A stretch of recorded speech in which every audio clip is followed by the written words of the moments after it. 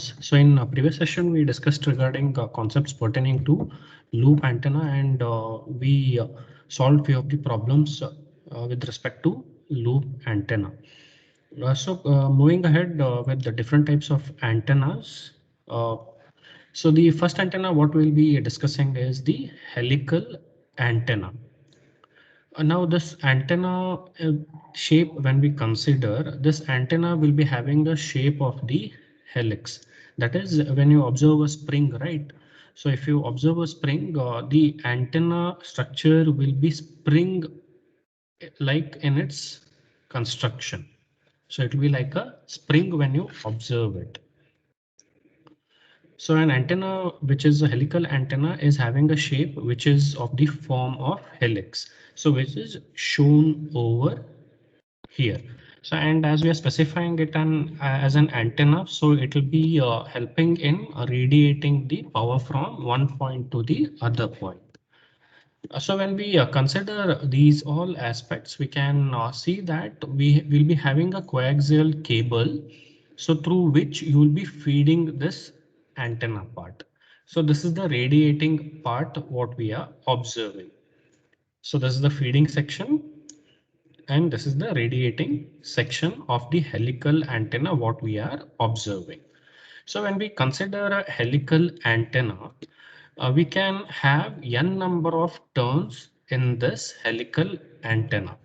And with respect to that, we can observe that we can distance between two turns is yes. That is yes is the separation distance between the two consecutive turns in the helical antenna. So if I observe it from the sideways, say I'll be observing it in this form, but when I observe it from the front, right, it will appear somewhat circle to me. So it will appear circle to me when I observe it from this end. So when I consider that the diameter of each turn, so when we are specifying this, so when I observe it from the front end, so when I project it, I'll be getting a circle. So when I measure this diameter of the turn, diameter of each turn will be around d. So that is represented by d over here. Now, what happens is if I have to estimate what is the total axial distance, that is the axial length what we specify. So it is actually this overall length of this antenna. It is this overall length of this antenna.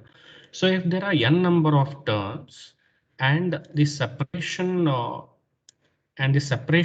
between each turn is yes. So when we measure the axial length, when we measure this axial length, it will be equal to the multiplication of number of turns and the separation between each turns. So that is you are measuring the length along the axis. So when you measure it, it will be equal to from this point to this point. So if I measure this entire thing, I'll be getting the physical length of this wired structure what we are observing, that is the antenna.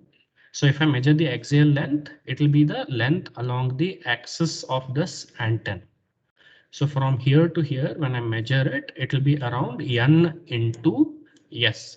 So that is what is specified over here. So A is the axial length of the helical antenna. So this is the concept pertaining to helical antenna. Now, when we consider helical antenna, we have two different modes of operation. So this mode of operation depends on in which direction I am having the peak value of the radiation. So it is either the peak or we have the major lobe, or the peak value. So that is in which direction I am having a maximum value of radiation. So there are two possibilities in this case. One, I can have it along the axis. The peak value of the radiation, that is the maximum radiation I can have along the direction of the along the axis. And other one, at a perpendicular distance of the axis. So these are the two possibilities what we can consider. So when we consider this, we have two modes specified, that is axial mode of operation and the normal mode of operation. So these two operations or the modes are classified basically depending on the direction of the peak value or the maximum radiation. So let us see what is the direction of maximum in each of the cases. So from the name itself, we can make out in which direction the maximum will be present. So if we look at the axial mode of operation, right? In this case, the direction of the maximum radiation or the peak value will be along the axis of this antenna. It will be along the axis of the antenna. So here you can observe that if I represent this as phi equal to 0 degrees. So you have a maximum along phi equal to 0 degrees. Now, what about the same thing in normal mode? The name tells that it is a normal mode of operation. So what does this indicate? It indicates that the peak value is in a direction normal to the axis. So if this is the axis, normal to the axis is at 90 degrees. So that is in a direction perpendicular to the axis of the helical antenna, you will be obtaining a maximum radiation or a peak value. So that is what is specified. So in discussions, right, with respect to array of isotropic point sources, we had discussed few concepts. That is, one was specified as, say, the end fire array. End fire array. This was the one concept, and the other concept was the